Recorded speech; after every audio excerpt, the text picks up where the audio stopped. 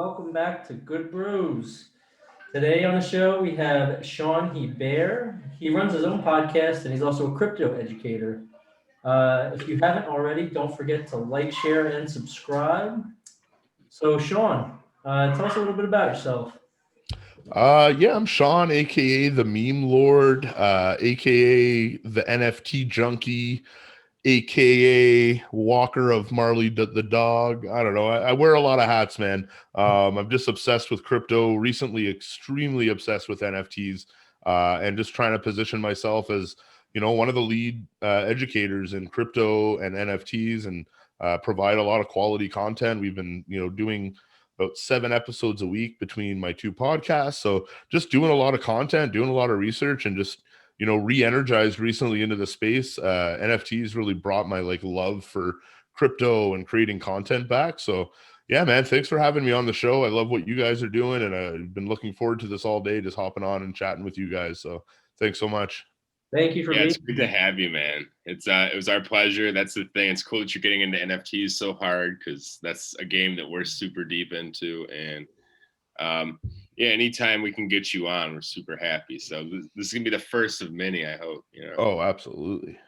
That'd be wonderful to have you on here more often.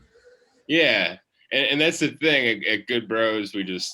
That's what it's all about. We're just kicking it, talking. So what'd you do today? That's what we're gonna start with. What was your day like? Yo, I feel like a total jerk, but I got food in the oven and I got my buddy at my front door. So we can entertain each other for a second. Yeah, you guys chat amongst yourselves. I'm gonna be super quick. I'm so sorry. I had a busy day. Go for it. That's how we roll with Good Bros. Sometimes you get a pizza, sometimes you get a delivery at the door. That's right. That is absolutely right. We'll keep it moving. What'd you do today, John? I didn't do too much today. Well, I did actually do a decent amount today. It was one of those, the house duties day. Like you go shopping and all that stuff, and picked up the groceries and things for the puppies and cleaning day. Usually people do that on a Sunday, I guess, but I did it on a Monday. I was a rebel. What about you? What did you do today?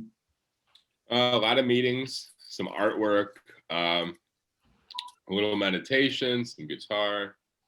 Kind of a normal day.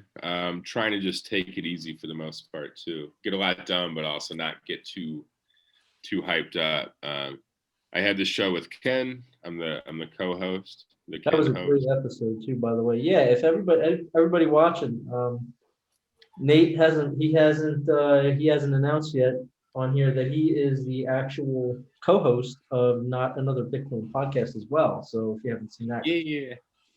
Hello, yeah, I don't know how that happened, but I'm the co-host, and it's the best part of my day. I like our pregame ritual too. I think today we listened to "What I Got" by Sublime. Oh, nice. And pregame to that. The other day it was I know, man. When my dog runs away, I don't get angry. Yeah. Bills I have to pay. She's back there looking at you like it's music every day. Yeah, I got my bodyguard behind me here. Yeah. Did you get your package? Yeah, I did. So yeah, you asked me what I did today. So I actually so I run a fundraising company, which is like a direct sales office. We're a third-party company. We work on behalf of nonprofit charities, and we just moved into a new office today. So I had to clear all my stuff out of my old office and get it moved into the new one, but super excited about the new office. It's 5 blocks from my house. It is dog friendly. It's huge. So it's like a co-working space, right? So there's like a lot of startups and, like people that just need a workspace. There's even some students in there that pay a membership. You pay like $375 a month for 24/7 access to the building. It's 2 floors. There's multiple kitchens and boardrooms and conferences room. They even have a podcasting room with really nice microphones and soundproofed and everything. So yeah, I'm pretty pumped about that, man. Cause not only am I going to be able to use that for the fundraising company, we do meetings every morning with my whole sales team and set our goals. And I do training with them every morning before they hit the field. But then, I have full access to that office for everything else that I do. So yeah, pretty excited about that. Nice. That's awesome. It sounds awesome. How big is it? Like, is it just a giant building? You said it's a shared workspace. Yeah, so it's like I mean, I don't know in like square feet or anything, but Give me it's the square footage. yeah, so it's I'm just kidding. Okay. no, it's No, it's, not it's cool though. it's pretty big, man. It's pretty big. I'd say it's like the size of 10 to 20 McDonald's. It's pretty big. It's even got like a convention hall. So something that I've done in the past with just on crypto is I did a lot of conferences and meetups. Me and Ken Bozak organized a couple conferences back in 2018 in Ottawa. So as soon as all this COVID stuff chills out, I'm really excited to start doing conferences again, hosting meetups. And I mean, I'm a face-to-face salesman, man. Like as much as I love podcasting and doing online stuff, like I need that human interaction. Like I want to shake people's hands. I want to, I need a handshake. Yeah, man. I want to like it's tough to read people like online. Like when you're in person with people, you can read their body language and kind of get a better read of their vibe. Yeah, exactly. Yeah, it's different. That's the thing I miss about it is just generally being able to say like, all right, I'm gonna come visit you. Like you can't say that with any degree of certainty unless you live like pretty nearby because the planning might get shut down, the trip might get shut down after it's booked. Mm-hmm. That's what I mean. That's what I love about my day job and how it's so opposite of everything I do with crypto online with podcasting. Like my day job every morning, I'm with my team. I've got 10 guys that work for me. I'm hanging out with them, seeing them. We go out, like bars and restaurants are open here in Calgary again. So we've been able to go out once a week and like do kind of like our team bonding night and have some beer and have some food. And then I come home and all my other stuff, which is online, balances that out a lot. Because if you're, in real life too much, you get sick of it. If you're online too much, you're sick of it. So it's nice that I have like a really good 50-50 balance of that. Absolutely. You can take your dog. I can bring my dog to work, man. I mean, she's with me right now. She's with me all the time. And bodyguard. That's my favorite part of what you said. Yeah. She's big. She's got big paws, huh? She's friggin' huge, man. You say paws? Yeah. Yeah.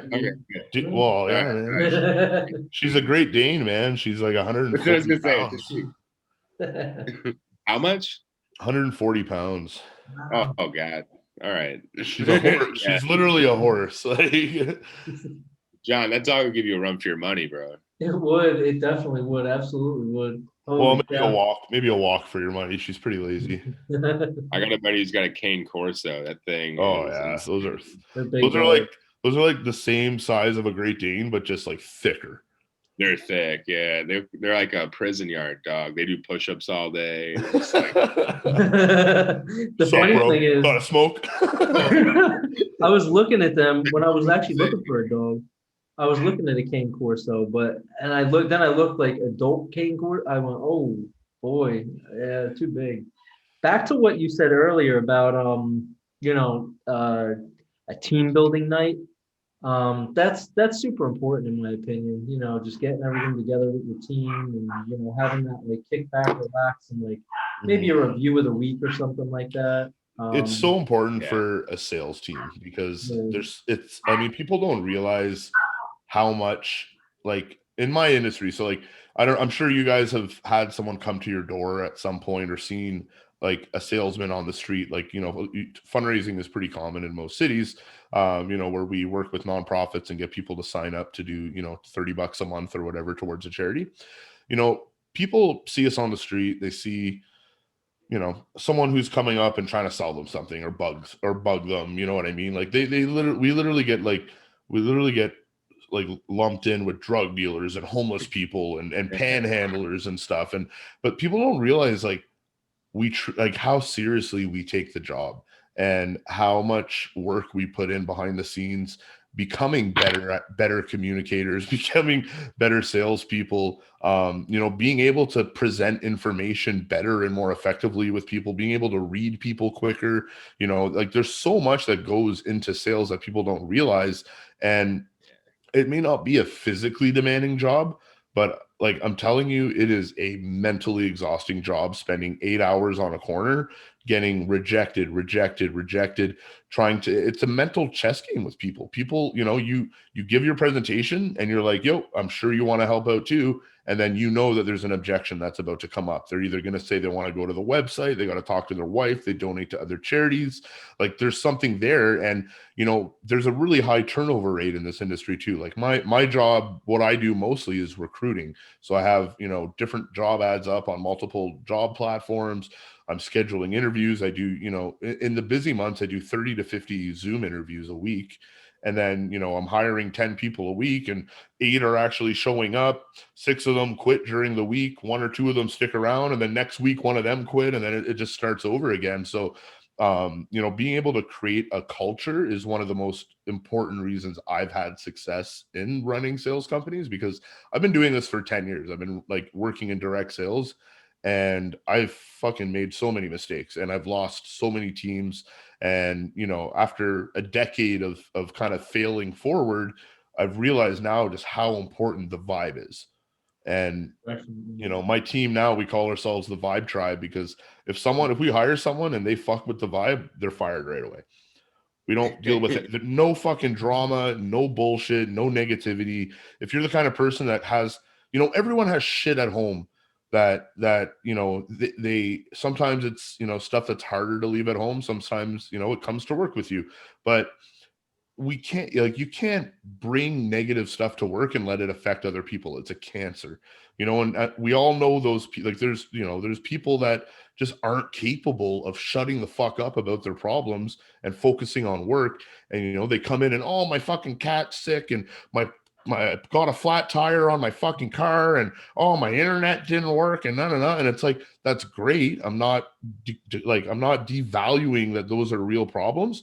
But what the fuck does that have to do with work? Shut the fuck up. If it's fucking minus 40, I don't even want to hear someone say, oh, it's cold today. Shut the fuck up. Don't be negative. We all know it's cold. We all have the same nerve endings on our skin. I can feel it's cold, but complaining about it is not going to do any good, and it's going to piss everyone off. And yeah, we're pretty strict with that. Like, if someone's negative, see you later. You're not part of the Vibe Tribe anymore. I can totally agree with that. I was with a company for a while doing that, doing regular sales. And when the team was the most important thing, because, without your team, you're nothing. Well, it's us against the world, man. Like, it's the more people, the better. And if you can have people that are, on the same, on that same vibe, it just makes things a lot easier. Yeah, man. I mean, what I look for when I'm hiring is there's a couple major things I'm looking for. I'm looking for a quick personality, someone who's quick on their feet, someone who is competitive. Like, that competitive nature is so important.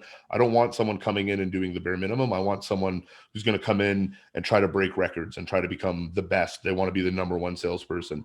Looking for sense of humor. Sense of humor and likability are so important, because when you're doing direct sales, like, it's so different than retail sales. Say I want to buy a car. I'm going to go to a car dealership. I've shopped around. I'm here to buy.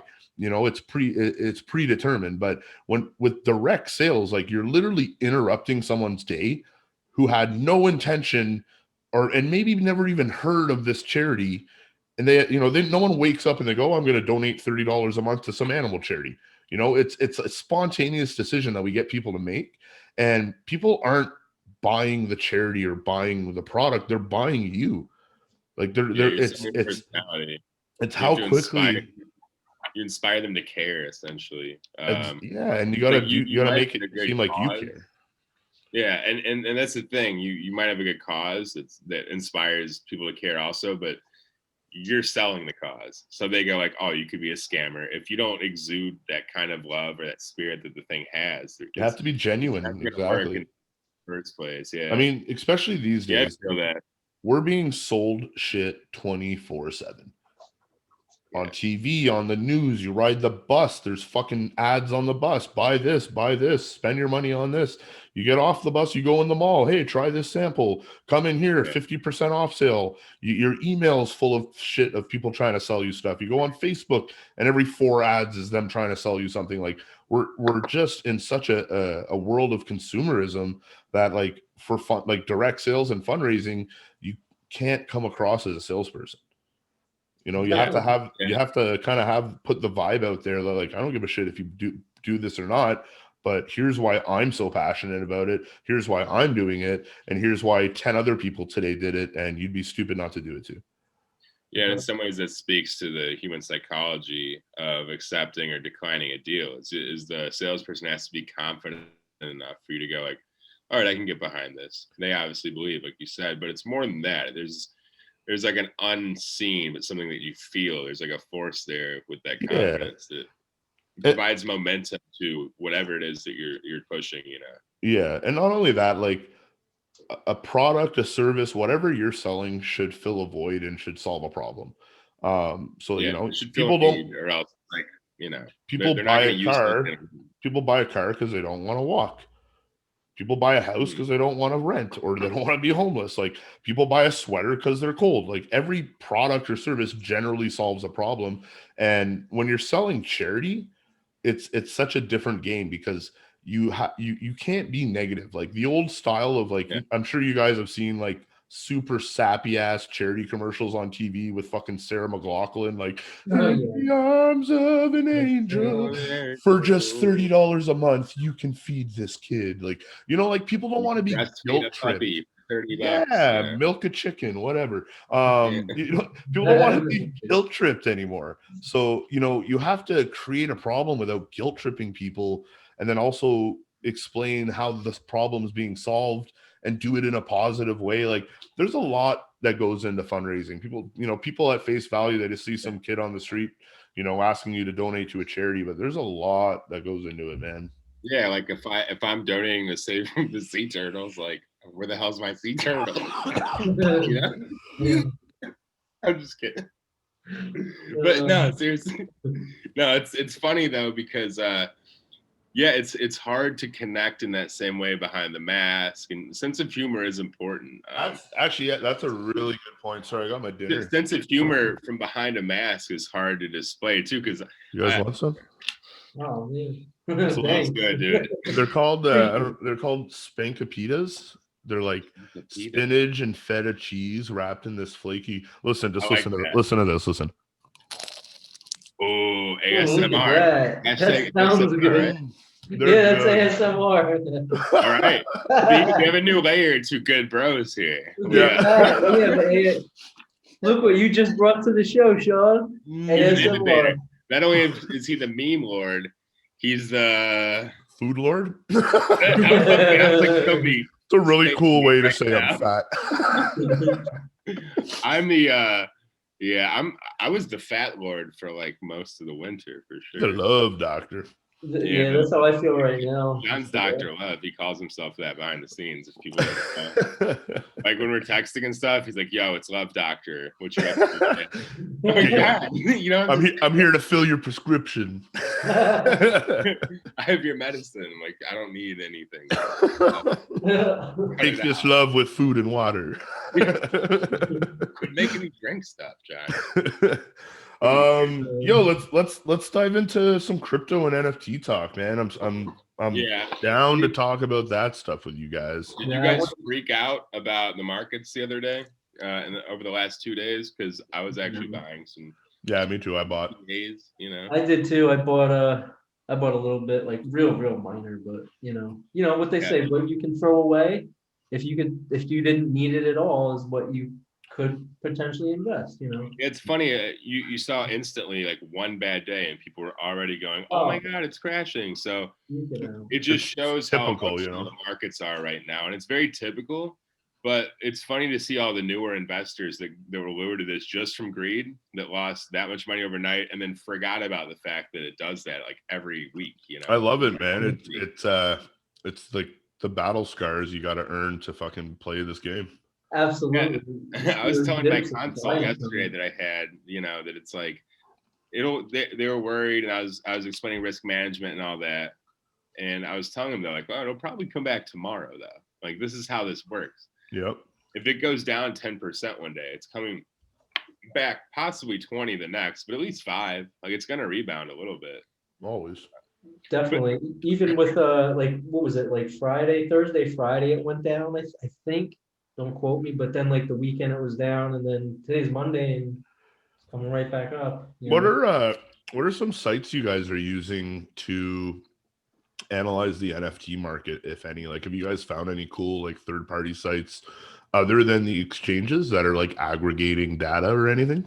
Um NFTradar.org I know has a bunch of stuff on there. That's pretty cool. Huh, I haven't heard of that one. Check that There's a out. couple, but it's hard to. I feel like it's such a newer thing to aggregate NFT market numbers, like market volumes, that there's almost like an open competition in some ways to see who's going to end up being the best. Yeah, what was that one called, John? NFTradar.org? NFT Radar, Yes, yeah. it's more of like what they'll do is they'll post different types of NFTs and art that are coming out and stuff like that. Okay. It's not. I think you're looking for more of like a technical kind of like a chart, right? Is that what you were? Yeah, I actually found There's one I can't remember the name. You Okay. probably just found it. It lists them all in terms of like daily volume. yeah, cryptoslam.io. Okay, yeah, I think that's the one. So it'll have like crypto. It's like the coin market cap for NFTs. Yeah, so it'll have like Rarible, OpenSea, all these different marketplaces in terms of daily volume and stuff. What was that? And you'll see different ones. Go ahead, John. Oh no. What was the website? Crypto. Cryptoslam.io. Gotcha. Let me see if that's the same one that I had. And then the other one I found was nft-releases.com. And that one shows a bunch of the upcoming drops of like major collections when Series 2 of Monsters of Rap and Mutant Warriors is coming out, the NBA Top Shot releases. Apparently there's a Godzilla collection coming out soon. Oh, There's wow. a Dr. Seuss one that I'm looking at. I'm excited for cartoons. Have you guys heard of that one? Too. Yeah, yes. I like anything fun right now. Yeah, like absolutely. I'm super into fine art, so that's one thing. Like it's super expensive, and I love to collect that kind of stuff. But it is just expensive. A lot of it's on ETH and the fees right now. So anything on Atomic Hub that's like cute, collectible, fun, like that's kind of what I'm looking for my my daily NFT like browsing, I'd say. I'm really curious, like I know Wax is a better blockchain for NFTs above ETH 100% in terms of like utility, usability, how cheap it is to operate and mint and do everything on Wax. I just feel like Atomic Hub isn't the marketplace for fine art. Like it just gets lost in all the noise on Atomic Hub because Atomic Hub's got all the blockchain gaming NFTs. It's got collectibles, Street Fighter, shit like that. Like the marketplace is just so busy that like I really hope fine art comes to Wax because it's just a better blockchain to run it on. But I don't think Atomic Hub is the platform to advertise Wax-based like high-end art NFTs, It makes sense. I see where you're coming from. Yeah, cool. ETH is the platform for fine art for sure. Definitely. What is it? OpenSea and all those sites. Yeah. What's your top ETH-based NFT platform, Nate? So in terms of fine art and just kind of usability, like everyday user being able to enter the fine art world, I would say probably just OpenSea because there's not a lot of barrier for entry. It's pretty easy for people to get verified, anything like that. So, if you go like Rarible, it's sort of like that fine art meets collectible environment. Yeah. There's like there's a lot of stuff there, I think, because it's just been there for long enough and they don't want to change it. But are there Rarible NFTs available on OpenSea?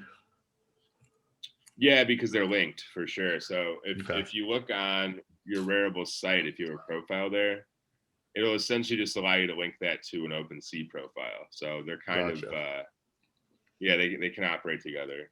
Nice. I'm not sure if they're actually owned by the same people, which I don't think they are, but I know they're designed to go with each other. I just found out you can follow people and other accounts on Rarible. I didn't even know that. Yeah, you can follow and all. They're trying to add new features all the time. my only issue with that is there's so much stuff there, and a lot of people really don't know what they're looking for there, you know. Right. Well, it's the same thing I'm So, finding with Atomic Hub now. It's like there's just so Yeah. much noise there. And I really think that, like, as an artist, they should be like, an artist should be making a website to host all their art, and then you can either buy it on the website, or you can be redirected to OpenSea or Atomic Hub or Rarible from the website. So, and I think people should market the website more than there's a lot of artists that are just coming right to a platform, right to Atomic Hub. They don't have a website. They're just making a collection that's on one Atomic thing I Hub. like about Atomic Hub being quote unquote, like a lot of people would say it's more like difficult to use in terms of like, I know a lot of artists that are frustrated. They're like, oh, how do I do this? And it's pretty easy to explain, but at first they're like a little confused for sure. For like And doing drops or creating NFTs, you mean on Atomic yeah, Hub? and the reason I say it's better to have it that way, so like where you actually have to kind of know what you're doing a little bit, Yeah. is because it yields itself more to the creative NFT process. The artist has more control over how they're releasing the item, how they're presenting the item, and it's done in a more automated sense. And you can be more creative with it. Like you can set it for an exact time because that time means something to you. Or like, and that's important to me for a drop. The mint numbers Absolutely. are huge. The fact that it's cheap and all this stuff, like all these things add up. Like a lot of platforms are doing like one or the other, but not everything at once. And that's one thing I like about them. And they also have inspired a good community from the inside. Yeah. And now they're onboarding everybody. So it's like, Yeah, I used the Beanie Babies analogy on Ken's show earlier because, that was something that a collectible that people hopped into just for like resale value. They didn't actually take the time to build love and community behind it. And it sort of started to flop after a while. So anytime it's done backwards like that, you create the love in the community first, then it actually has somewhere to go once it starts growing. Yeah. You're not planting it in a small pot. You're putting it in a big vessel where it can actually branch out, Yeah, exactly. I like how Ken's done his branding and how I agree. Ken likes to make it look like he stumbled into where he is, but like, he's very smart, dude. He's very smart, dude. He's very smart. definitely is. Yeah, it's one of those things where a lot of the smarter, more successful people in creative fields, they do and they don't know how they did it. Like they know that it's because of them and their personality and their drive, but they also have this thing where they're like really in some ways not trying that hard. Like they're being them, Exactly. And I think it's what's so good about him is he's gonna stay that way no matter what happens. You can tell. Yeah, I've seen Ken with a lot of money, and I've seen Ken broke, and he's the same. It's beautiful to meet anybody that can stay the same no matter what. Like, good day, bad day, they're gonna be nice no matter what. Like, it's so cool. Yeah, for sure.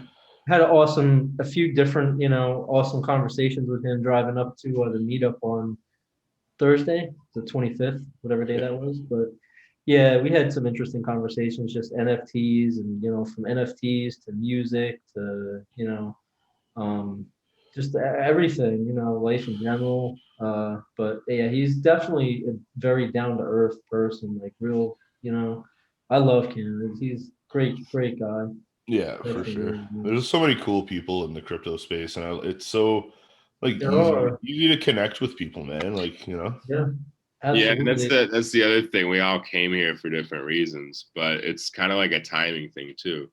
Like we all got here in some ways, or like reignited our love for this during the pandemic, and like the fact that things were getting exciting again in the crypto market. So those two like drew everybody in, and then the pandemic aspect made us all want to talk to each other because we have no way to really get out there anymore. Yeah, well, even me, like I've like being such a face-to-face guy, both with my job, but also like I was addicted to going to conferences and networking and meeting people. I like resisted the whole Zoom thing for a long time during COVID. I was like, fuck this, I'm not doing Zoom conferences. Like, fuck this. If someone wants to talk to me, they can come to my house and no. And then it was really like one of the decentralized dance parties that like kind of got me over that hump. And I was like, yeah, fuck it, this is the way things are going. I gotta adapt or die at this point, you know. And won you over. Yeah, it's one of those things where it's like you might as well do it. You know, it's like this isn't going away completely, and even when things do get back to normal, if they do, like it is nice to just be able to have the option to just for sure, man. I mean, even like look how much we've connected over the past month, and you know, I've never met either of you in person, and you know, I feel like I've known you guys my whole life almost. Like, yeah, same here. And there's no way that we would feel this bond without this. So it's, I think it's super important, especially for like broadcasting, podcasts, any type of show people are doing. Like, we don't have to be in the same city to have a rapport to do a show, and that's important. I mean, what are the odds of you finding? Maybe that's why there aren't so many good podcast crews out there, because they actually had to live with each other. And what are the odds of two amazing talents living near each other or something like that? I have no idea. I'm just saying, I think there's an advantage to using the internet if we can.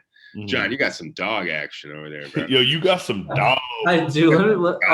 Give me 2 seconds. I'll be right back. Hang on. No worries. Go milk the dogs or whatever you got to do. Whatever he's doing, it's probably not good. Shut the hell up. No animals were harmed in the filming of this podcast. He left his mic on, so no, I guess. Oh, he's muted, I think. But yeah, man, it's been good to catch up with you, and I've been meaning to do that also. I know we got to get off and at some point in the next few days have like a meeting, a little powwow. Yeah, I think me, you, and Rich are gonna have a call in a couple days, and yeah, it'll be cool to get that going, and I'm excited to get on your show again too. Yeah, man, I'm having a lot of fun doing podcasting, and it's been great because you know I started podcasting in 2018.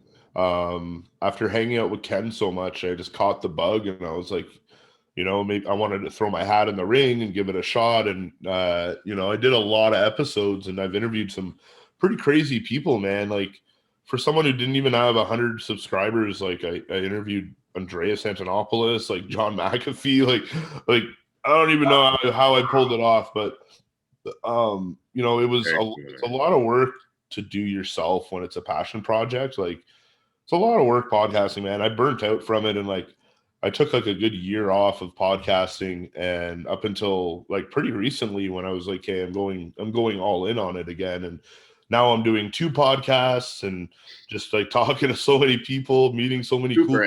You're going all in. Yeah, I'm double all in. So yeah, well, it's been good, man. I'm having a blast. I'm happy that you got that momentum and that you feel good about it. The important thing is just taking consistent like breaks. Like, I'm always going to take this day off each week to try to recharge. That way you never have to get burned out. Yeah, we all take on too much stuff. I know, like the crypto never sleeps. So easy to take on too much, man. Like, yeah. But finally, in crypto, there are ways to manage risk and get some sleep at night. So, I mean, that's been helping me a little bit recently. Yeah, for sure, man. Absolutely.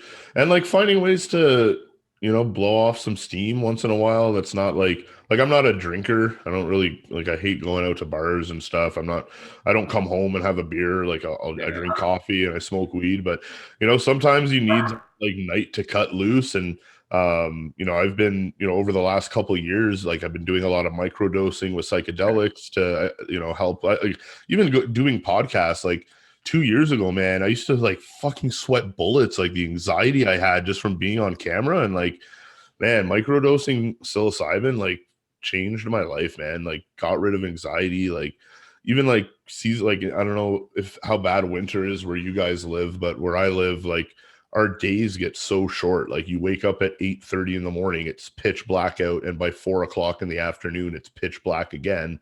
And you know, we get -40, and seasonal depression's like a really, really big thing in Canada. I don't know, like for where you guys are, but like it used to hit me bad, man. Like I'd fucking like borderline suicidal in the winter, like in January, February, because you don't want to go outside. You're in your house. Like the days are so short. You feel like you get nothing accomplished. You like when it's pitch blackout by 4:30 in the afternoon. Like you're ready to go to bed by 8 o'clock. And like, but this time of year, like right now, the days are getting longer. It's the weather's getting warmer. I always just get so re-energized and remotivated, and I feel like I can take on the world like always this time of year. And this year it comes back. Yeah, like where did that feeling go? And then it's crazy, man. Weather It's like a light switch, man. It's like a fucking light switch. Just one day, it's just like, okay, I'm back. But you know, you got to be able to remind yourself in the dark times that like this is a chemical thing. You know what I mean? Like if you're not getting enough sun, it's causing a chemical reaction in your body that creates depression and puts you at a higher risk of becoming depressed. And you know, in something that like I guess I've gotten used to because of, you know, every year it happens, it's just like finding ways to prepare for it and finding ways to, you know, get out of it quicker. You know, like what worked last year, like what did I do to get out of this funk last year, and you know, having a plan ahead of time so you're not just like, oh shit, here we go again, I'm depressed, like I don't want to fucking talk to anyone, I don't want to do anything, I don't want to podcast, I don't want to work, I'm gonna, you know, it's just you got to have a plan and anticipate that that's going to happen. So I can agree with that. It happens. That's how it is over here too. Super dark in the morning, super early, and then like, you know, it starts getting dark right around in the winter, like 4 o'clock in the afternoon. Like yeah, it sucks, man. I fucking hate it. Yeah, seasonal affective disorder is a real thing. You're not getting the vitamin D, and just seeing the light too, like with your eyes, witnessing, it's a big deal. Yeah, I bought a membership at a tanning salon this winter. I mean, it actually works. Yeah, so I went tanning every 2 days, and just for like 5 minutes. I wasn't trying to turn myself into a brown guy, but I just made sure that like every 2 days I went, and you know, super white. So I mean, I couldn't hurt any of us to kind of get a little, get a little like red. And you know, and hopefully all of our NFT collections are gonna moon very soon, and we're gonna all be able to move to fucking Dominican or something and live under palm trees. Hopefully, I know John is good investing. So is that one of the puppies? It is, yeah. We see that bad boy, Rocco. Dude, I'm so jealous you can lift your dog up. Not for long. I need like a fucking engine hoist to pick my dog up. They're getting big. Yeah, they get big quick, man. Yeah, that's so what kind of dog is it? One is a puppy. Yeah, he's a shepherd and lab mix, or shepherd and pit mix. Pit. So he looks like more of a pit, and the other one looks like more of a shepherd. Nice. And they're brothers or brother sister or what? Yeah, I was gonna get one, and I says if I get one, he's gonna be so lonely and upset because I was working 12-hour days at the time, and yeah, man. I gotta get two, no matter how much work it is. But you know, the positives definitely outweigh the negatives. You know, which one? Which one was minted first? You know. Oh, I don't know. Yeah, what's number one? What's mint one? Which one's mint one? Probably the one that's barking right now. You should just name them 1 and 2. Right? Name them now. Yeah. Dog 1, dog 2. Lucky and Rocco came up with. I named the other one Lucky. Thing too, like Dr. Seuss again. These are coming out, by the way, again. So yeah, the Dr. Seuss collection is coming out. That's pretty cool. There's so many cool fucking NFT projects. Like, I really like tried to get in on NBA Top Shots, and like I've only been able to. I was able to get one common pack, which was like $9, and some really nice guy in the NBA Top Shot Discord group just randomly gifted me two cards. So I think I've got like 6, and I gifted one to someone else. Hi, Marley. Hey, buddy. Hey, buddy. You want to come say hi? Dog right here. I don't know how to dog on camera. You want to say hi? Oh, hey, Marley. Hey, buddy. Marles. Marlays. She's a weird dog. You guys remember like Eeyore from Winnie the Pooh? Oh yeah. She's kind of like that. She's always like, "Hey guys." Like, she always has a long face. You want like sort of like a dumb, like slow demeanor. Yeah, like a man. smart dog, you know. She's like a big pothead who doesn't smoke pot, not directly anyway. Yeah, probably secondhand. But yeah, so for NBA Top Shot, like just those couple cards that I half-ass collected apparently are worth like over $700 now. It's like fucking Nice. Yeah, it's amazing, man. Like insane. saw Wait some till posts NFL, last week. dude. They did like $100 rare pack sale last week for NBA Top Shots, and like in the $100 pack, I think the cheapest card that came out of those packs was like $2,500. Wow. Hello and welcome. I'm Rish, co-founder and CEO of SuperWorld, a virtual world in augmented reality where creativity and entrepreneurship come together on one decentralized platform. From the Empire State Building to the Sydney Opera House to some of the more obscure places on Earth, in SuperWorld, our world is yours. Yours to buy, yours to sell, yours to create, and yours to explore. SuperWorld is mapped on top of the real world to create over 64 billion unique plots of land, with each plot measuring roughly 100 meters by 100 meters of real-world space. To give you an idea, one plot of SuperWorld AR real estate is about the size of Yankee Stadium. Ready to get started? Find land to cultivate for its strategic real estate location as a digital asset or that holds sentimental value for you. Buying and selling virtual real estate in SuperWorld is easy, as all transactions take place securely on the Ethereum blockchain, and every plot of land is represented by a non-fungible token on the ERC 721 standard. Personalize your world in AR through interactive 3D objects, animation, photos, videos, and text to truly make a world of your own. Ready to find your peace on Earth? Join us in SuperWorld. Yeah, wait till the NFL starts.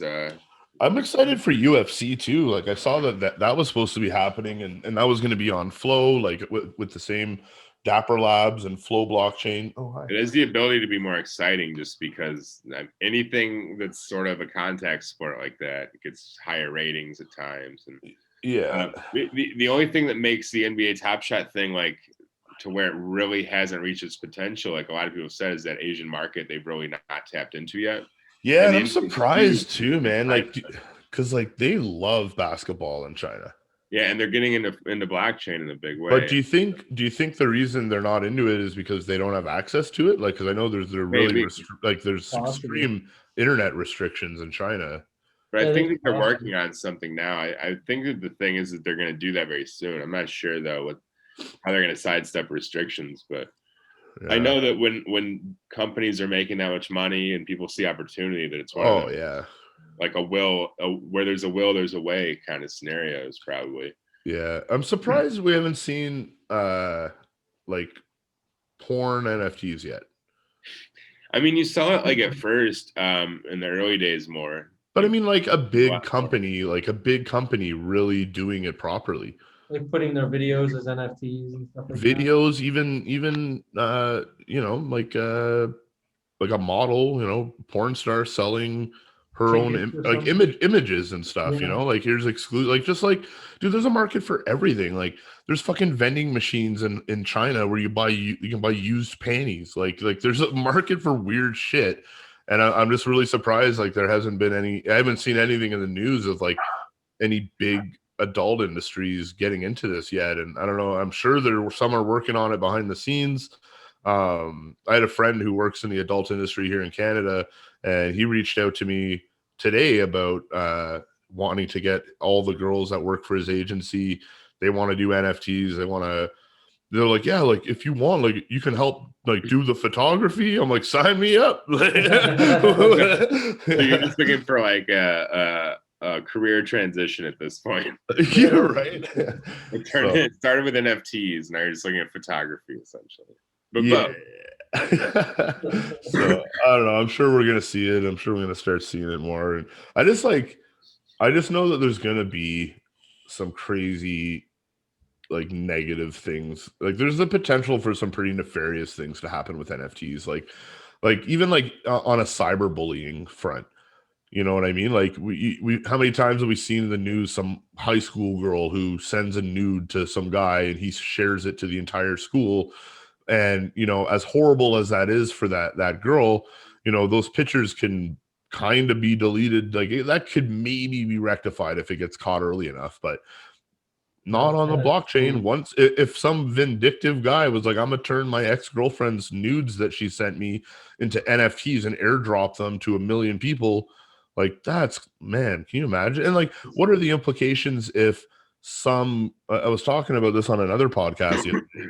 What if some depraved guy creates child porn NFTs and drops them into everyone's wallet? Like, am I now legally in possession of child porn? Like, I don't know. Like, it's just things like that that like haven't come up yet, and I'm just really curious, like how they're going to be handled if they do, because there's nothing stopping someone from doing that. Yeah, that's scary. That's really scary because when It's the same way like people talk about tainted bitcoins, you know, bitcoins that have been used for buying drugs and black market stuff, and it's like, am I liable if, like, should you be liable? I don't think so. I mean, I'm sure every $20 bill in my wallet's been rolled up someone's nose at some point or stuffed in some stripper's G-string. Like, how is that my fault, you know? Well, there's a lot of interesting legal implications that blockchain, you know, brings to the surface all of a sudden, because we're creating a new technology or well, not creating it. It's been around for a while, but people are starting to discover all the different use cases and possibilities. And, you know, like most technologies, it's gonna fall into the wrong hands at some point. Of course, for sure. But yeah, it's like, are we prepared for that right now? Definitely not. No, everybody thinks of the good things. It's always, you know, oh, look what it can do and this and that, and that's wonderful. Blockchain it's changing the world, but again, with those negative things, it just brings up questions like, oh boy, you know, look at what it can also do. That's not so great. Yeah, like the good thing with Atomic Hub is they have, you know, a big red button they can hit if they want to blacklist an account. Well, and that's the positive thing about having something that's, you know, like working on the Google Cloud or something is but it's the thing not is fully decentralized. Like if you have that wallet hooked up there, you know, it protects the user in some ways, like we're talking about. So I know that a lot of us got into this thing because we're trying to unbank and be decentralized, but some of it's necessary. You know, you can't just have no laws or no rules. So it's like a weird place that a lot of us find ourselves in with this stuff. Because like, man, like you can make an NFT on Atomic Hub that's unburnable and untransferable. So like you can literally drop shit into someone's wallet and they are fucking stuck with it forever. Yeah, it's very annoying. Oh yeah, that's true. Yeah, it's pretty annoying. Like imagine just permanent dick pics being mass dropped into. They should at least have like a garbage bin, like you do on your computer. Man, something. Because like, what do you do at that point? You can't transfer them. You can't burn them. Like, you have to look at that every time you open your fucking wallet. Like, where you'd have to make a new wallet and transfer everything to the other. But imagine having to do that on Ethereum and having to pay all the gas fees to do that. Like, luckily, each wallet should have like a basement, so to speak, where you can like put things out of view, but. Or you find them from yourself and just hide them behind a tab or something. Yeah, that's one thing I'm looking forward to is like better display apps for NFTs. Like Token Head's great, don't get me wrong, but like there's just so much more possibility there. Like how cool would it be to like be able to have your own app that's kind of like a binder, like how you used to put all your cards in a binder, and you can rearrange them exactly how you want to have them. Like you're kind of stuck with the filters that are on Token Head and Atomic Hub, you know, whether it was like the most recent one added to your wallet or the lowest mint or the most expensive or the cheapest. So like, I'm really looking forward to see some new projects come out that give even more customization to that, because yeah, man, like people want to display their collections in a certain way. You know what I mean? Like if you guys collected Pokemon cards or whatever back in the day, like, you know, you put all your favorite ones at the front of the binder, regardless if they were high mint, low cost, high cost, whatever. So, I mean, I just think you want all your holographic ones in one section, or you want all your ones of one type in this one section. You don't care about the numbers. Like there's a lot of interesting ways. It should be fully customizable because it can be. Yeah, exactly. I mean, it's not hard to drag and drop things and save them into certain places. So I'm sure it's coming, man. I'm sure That's the there's thing. If it's easy, then we know that they're doing it. exactly Because they're a lot of these platforms in general seem committed to like filling all the gaps. So like if it's doable, they're doing it for sure. Most of them are. Just excited for it to come out, man. That will be exciting, just to have a interface with, just an app or something with you connect your wallet, there's all your stuff, and then you rearrange it how you want. Well, really, I mean, even if Wax Wallet would do that, like that would be going to start forking the best one, kind of like you see probably like Uniswap being forked for everything. And like that's okay. It's cool. It would be cool if somebody finds like an optimal way to do it, and everybody just kind of repeats that process because it's so good. Like that'd be kind of nice in a way. Yeah, me and my buddy were talking the other day about like how nice it is with digital collectibles to be able to let someone look through your binder and not have to worry that they're swiping cards out of the back of the binder. They're gonna crease it or bend an edge. Yeah. You just like ruined. You just knocked $50 off this Michael Jordan card, bro. What the hell? Like, that's the thing. Like I've got like stacks of them next to me. Like, I have like 30 of these next to me. Just tons of like baseball and basketball and football cards. Remember going to flea market? They're all flawed in some way. The only like physical collectibles I have are all crypto stuff. Yeah, I've got like only, I think, one crypto collectible. Oh man, you should. I've got a museum, bro. I was sponsored by events though. Like that's like they're giving away a lot of stuff at these events, from what I heard. Yeah, not only that, I found a company called Mantis Crypto. I don't know if they still exist, but they came to a couple of my conferences, and they basically they broker a bunch of different like physical crypto coin collectibles and memorabilia like Bitcoin socks, like pens. But I actually got sponsored by this guy, so every time I did a conference, he would send me a box of collectibles. So like the coin collection I have, like I've got Ethereum, Doge, Dash, Litecoin, Bitcoin. I've got like this old copper Silk Road coin. Nobody can really get any of that stuff anymore at all. Dude, it's tough to get, and I don't think there's a huge market for it now, but I feel like in 10, 20 years, like retail market's crazy though, because people can like name their price on it basically. Yeah. And people like a lot of like Bitcoiners that are starting to get like really wealthy off of this stuff. They're wanting some of these collectibles, and nobody got them. So like I've got a physical silver Litecoin signed by Charlie Lee. That's pretty crazy. That's sick. What do you think's going on with Litecoin right now? What's your prediction of Litecoin? I mean, I feel like they're getting lost in the shuffle, in my opinion. Yeah, I mean, they're lucky that they have the brand recognition that they do. Yeah, it's saving them right now, and they've got a good product. I mean, dude, it works. It works perfectly fine. Yeah, it's great. So I think, unfortunately, it's like just there's so much action in altcoins and stuff that people forget about, like kind of the mainstays. Yeah. I know there was talk about them implementing Mimblewimble to add added layers of privacy into Litecoin. I think they're doing. I'm not sure. I mean, that's what I've heard for sure. Yeah, I definitely heard about that. I do know there's another one out there too, privacy coin, that has Mimblewimble on it and everything. Epic Cash. Yeah, Epic Cash. Yeah, I actually interviewed someone from Epic Cash a couple days ago. I haven't put the video out yet, but pretty cool stuff, man. Like, it's a very grassrooted project. They didn't do any pre-mining. They didn't do an ICO. Their tokenomics are scaling to the point where they're going to match up exactly with Bitcoin. And there's only 10 million Epic Cash coins in circulation right now.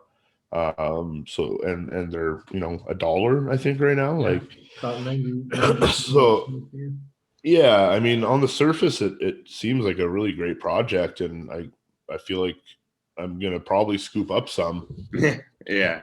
There's a lot of them like that, but the privacy coins, the only thing that worries me is with a lot of regulation coming down eventually. Yeah, I'm worried about centralized exchanges and stuff. And I wonder if we'll be able to use that in the same way, at least here in the States. I mean, I know that they're going to do a lot of stuff. It's tough being in the States. Like, there's a lot of shit you guys can't do in the States. Yeah. I mean, it's weird. There's a lot of like odd things that we're allowed to do, and then like things that seem like basic freedoms that you can't. But also, in my daily life, I mean, I can essentially do what I want. So I mean, it feels pretty good, but we all get caught up on these like little things too, and it's hard to decide like what's a real problem sometimes. I think. Mhm. I got a topic for you real quick before we Area 51. Not yet, not even. NFT taxes. How is even the government gonna deem, because everybody's buying and selling NFTs, and with that comes taxes. So like how, what? You know what I Yeah, mean? I don't even know, man. Like, I don't know. I mean, I lost mine in a boating accident. That's Yeah, it's gonna sorry be to hear there's gonna be a lot that. of stuff. I think people are gonna be essentially grandfathered into their positions because you can't retroactively manage all this stuff. I mean, unless they create some sort of crazy AI program that can sweep the blockchain and literally audit, like an auditing program that can audit a blockchain. They need that. And I think I a wish, dude, company- I straight up fucking wish they had that. Because like Me too. the only thing worse than paying taxes is wanting to pay them and not knowing how. Yeah, Yes. there's a lot of companies that do blockchain auditing right now, but it's not like as expansive as that. You can't just comb the entire history of it like that quickly anyway. But also, any large government doing something like that, it would take a long time because there's just a lot of moving pieces in an organization that big. Yeah, exactly. So I think their best bet would be to set down some ground rules and say, like, from here forth, these are the rules. And same with a lot of the crypto regulations. I think that they're going to have to like let a lot of the stuff go that people have done because people didn't know that they're doing anything wrong either. So Right. We're just all trying to figure it out. It's like we're all yeah, stuck in this one thing and we're all trying to figure the way out. Like, how? that's why,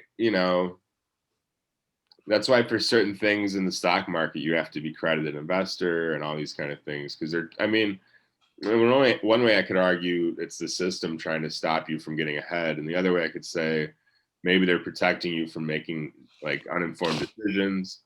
So it's really hard to say.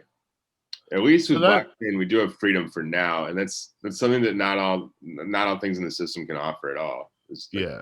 We never at least had a chance there like we do here. But that comes down to that whole shit that went down like last month with the GME, with the whole like Wall Street bets thing. Was like the whole point of that was proving to these fucking Wall Street hedge fund managers that investors aren't all fucking stupid. We don't need you to tell us what to invest in. And blockchain allows people to be their own investment hedge fund, to invest in what they want, do their own research. And yeah, people are going to make mistakes, they're going to lose money, but I feel like that is a necessary thing that has to happen in order for investor education to grow. Because it's like if we just keep relying on hedge funds to tell us what to do, like it's like just consciously putting the sheep over our eyes, you know what I mean, or wool over our eyes, whatever that fucking saying is. It's like just being like fucking I know, there's the amount of people that know that the media is manipulated and corrupted, but they're like, I know that, but I'm still gonna watch CNN. Yeah, well, that's the thing, is there's a lot of this a lot of people just believe what they hear instantly without at least checking like what the other guy's saying. Yeah, like if you're gonna watch one, you should at least try to watch the other in that case. People are lazy, man. It's always going to be easier to be lazy than but that's the thing, we're talking about, like aggregate platforms for NFT monitoring of like market volume and things like that.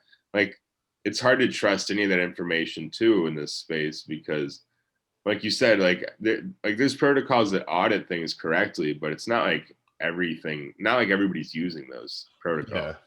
Yeah. Mm-hmm. And also we're in the infancy of this stuff. Like there's a lot of misinformation, there's a lot of manipulation going on. If you're like a big name artist, you could have another wallet set up with a lot of your earnings to buy up the collection that you just released. Oh, dude, there's so much wash trading going on with NFTs. Yeah, and it's easier than ever before. And a lot of people in the art world want to act like it's not being manipulated like it was at art studios. But I think art studios and physical art studios have an opportunity to capture some of the magic back because they might actually be able to offer something again. Yeah. Like all of a sudden it was like, oh, the blockchain's here. You don't need these people anymore. Well, maybe you do now because all of a sudden there's too many people in the market for you to be noticed again. Yeah. And, you know, but it puts the art studios in a position where they actually do have to offer something in return for I once. feel like, They yeah, can take 60% and just like you be happy with it. I feel like auction houses need to really come online. And like for example, the whole Beeple piece of art that sold on Christie's Exchange. Christie's Exchange has built a brand, a reputation over the last however many years that, they have a following, right? And people know that, okay, if they're about to do an auction, this obviously has value. This is something that I should pay attention to. But I think there's like a big opportunity now for anyone to start a brand like that and start a new auction house, maybe one specifically for NFTs, where it's not a secondary market, it's only a platform for launching auctions, one of ones or something. Like I'm really excited to see more exclusivity, because the thing with fine art is it loses a lot of its value if anyone can just see that piece of art. The reason that someone drops 10 mil on a painting and hangs it in their living room is like, wow, I'm the only one that can look at this unless I invite someone into my home. Yeah, it's true. And that's a layer that like bringing the physical world into the blockchain art world is kind of cool. Like we can all like be in our living rooms or in that room bidding on the thing. And the winner instantly still has this thing as if they were there. Yeah. Like that's super cool. But also that layer of like the physical side of it, like where, yeah, you're the only one who gets to see it now. And so it would be cool to like privatize it in a way like that.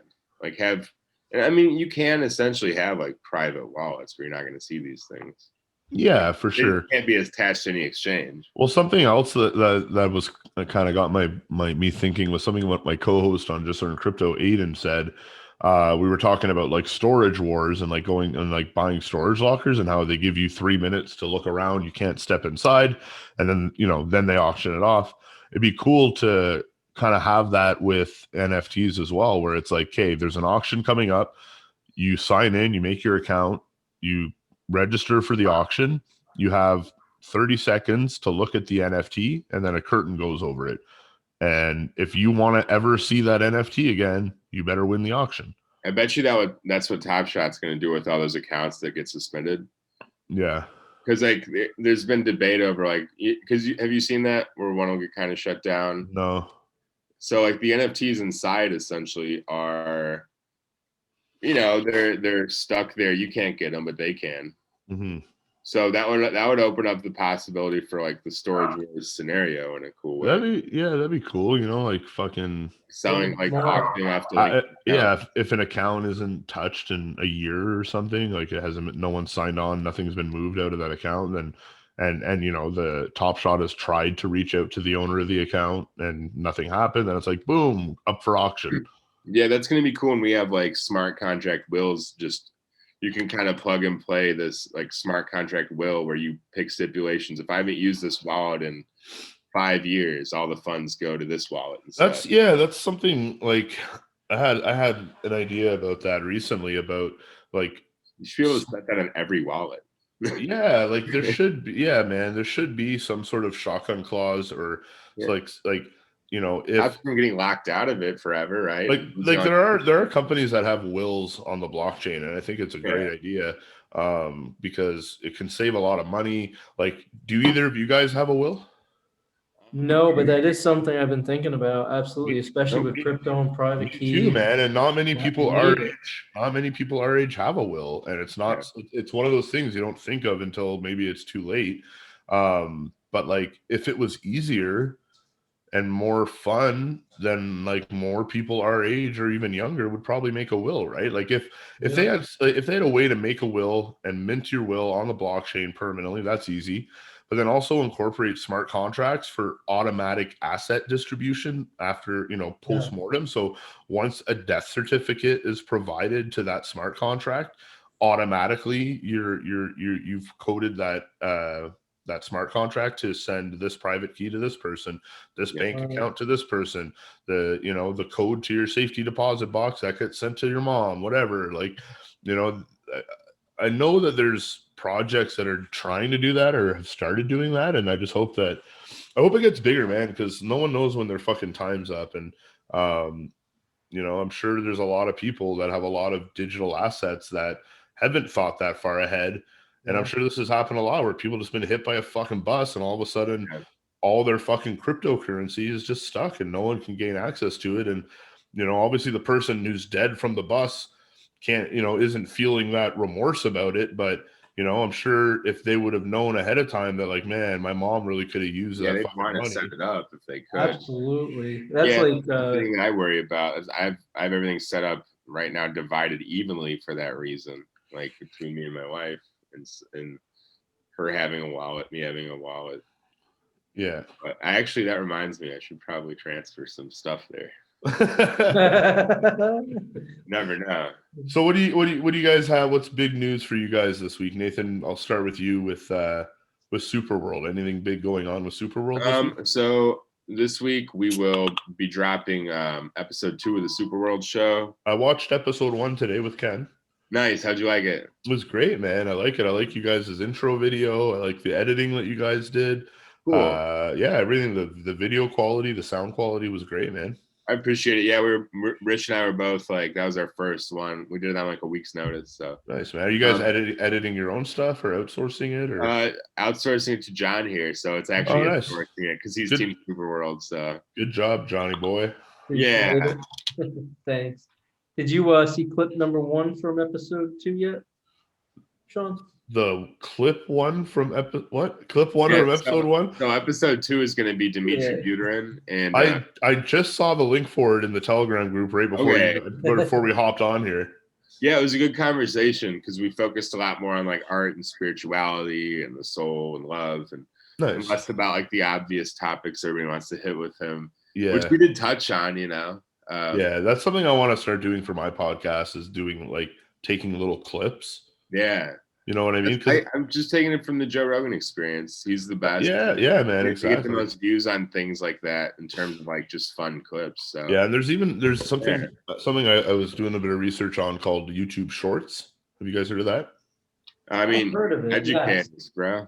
So as long as you're familiar, but go ahead. All right, so now we're on the Just Learn Crypto show. So crypto. So a short is a video that's less than 60 seconds, and if you use hashtag shorts on YouTube, it's a way to like kind of hack the YouTube algorithm and get a shitload more views and subscribers. I wouldn't go as far as saying I'm like an expert, I know everything about it. I watched a couple little short videos on it, but I think that's something that, like, I mean, we're all involved in podcasting here, we all have our own shows. You guys should look into that, because I mean, obviously the name of the game is get more eyes on our content, right? So yeah. Now let's do that, John. Thank you. Absolutely, I'm on it. I'm writing it down. You said hashtag shorts, right? Hashtag shorts. Not like small pants, but yeah. we need you wearing long pants, creating shorts. Wait, you guys are wearing pants? Right? I'm wearing. I mean, yeah, flesh colored pants. So. All right. I'm actually wearing jeans like a chump right now. I haven't even had time to get into comfy clothes today. What was your friend that dropped the package off wearing? Jeans and. All right, he was wearing pants. Good. He's out in public. I was just making sure. Yeah, it wasn't that kind of package. All right. Ew. Ew. Yeah, what about man? What about you, John? What are you wearing, John? What are some goals you're trying to get checked off your list this week? Well, me and my comfy sweatpants are trying to check off a few different goals. Basically, I'm just building my website. I'm working with a bunch of, a few different companies and projects. Like Nate said, SuperWorld, I'm helping them out. I do have an interview coming up with JP of Hodl C. And then I have my website, cryptoquandary.net, where I'm trying to help basically just get more, get the information out there to people who want to learn. Anybody who wants to learn about cryptocurrency, blockchain education, NFTs, the whole thing. You're an educator. You're a teacher. Yeah. You're a squire and a quanderer, or an answer of all quandaries. Answerer of quanderers. Wow. Sorry. Words. Wow. See, that's the problem here on Good Bros. We're very You relaxed. do stuff. But there's, a few other things too. I don't know. I'm just enjoying the ride, and Yeah. He's a highly trained government agent. He doesn't want to talk about that. Yeah, he owns the Pentagon, I heard. I do. Yeah. I heard a few people want to purchase it too, but how much are you reselling it for? Oh, that's not even on the market for sale. How dare you? I've got some for a half ETH. I've got some cool content coming out this week. So tomorrow I'm filming with Travis and Joel from Blockchain Heroes. Oh, nice. Pretty pumped. That's going to be on the Crypto Couch podcast. I've got Jonah. Yeah, I've got Jonah from Pink Labs. They're the ones that made Atomic Hub. Yeah. Oh wow, nice. And who's that other? Oh yeah, and I got BTC Benny from Cogs, the guy who created Cogs. I got him coming on hopefully this week. So yeah, I'm pretty excited, man. I mean, it's my favorite thing about podcasting is having a reason to reach out to like these interesting people and just like the cool stories I get to hear. And like I love being the dumbest guy in the room and just like learning from people and sponging up. And like I just love having that excuse like to reach out to anyone and be like, hey, I've got a podcast, you want to come on? I'd really love to hear your story. And even if you're excuse. Like, yeah, man, I mean, it's the same thing with fundraising, bro. When I'm on this, like I don't really do the sales anymore myself. But one of my favorite things about doing street marketing and like working downtown on a corner was that I had an excuse to talk to any fucking hot girl that walked by. Look at you. You're strategizing on how to holler at people over here. John, are you strategizing on getting out there at all, John? Do you have a special lady that you're talking to, anything like that, or no? You just taking I'm just kind of focused on myself, family, friends, and just I'm not really talking to anybody. It's one of those things where it was time to take a step back and just focus on myself and my future. The best thing to do, man. Yeah, absolutely. It was time. Can't love someone else until you love yourself. Absolutely. That's right.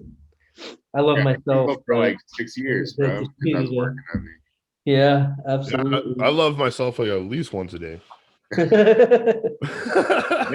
They say it's healthy to do that. They say it's like what do you call it? An apple a day. Requirements.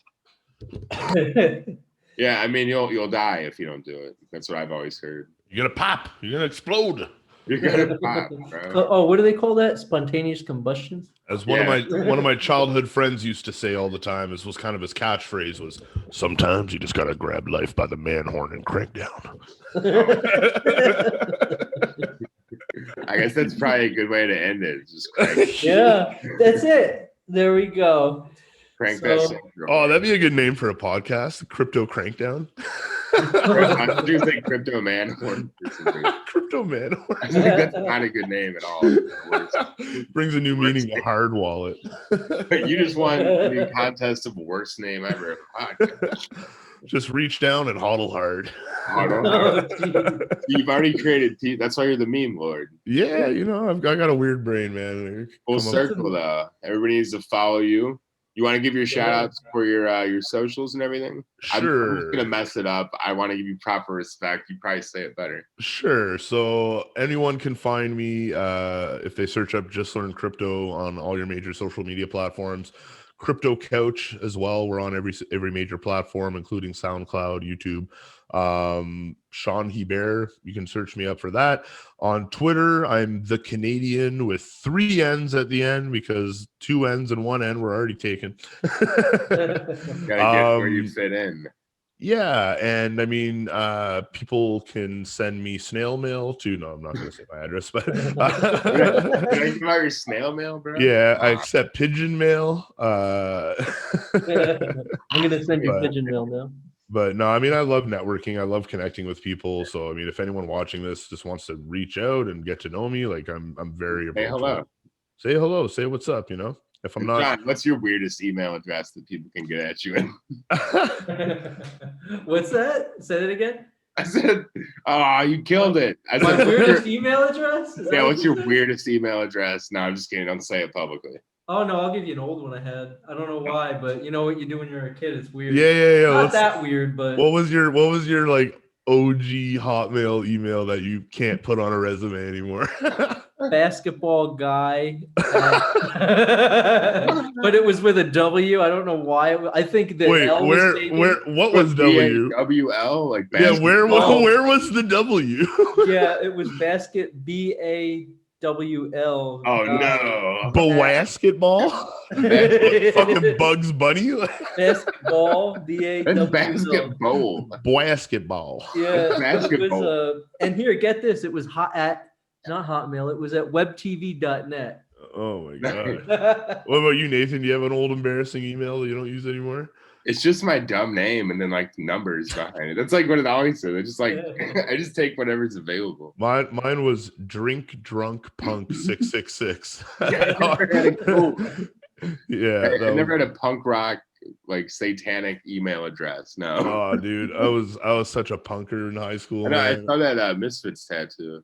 Yeah, man. I used to be in a punk band. I used to have fucking big gauges in my ears. Used to paint my nails black. I had a 1 foot tall green mohawk at one point. Like, Yeah, dude.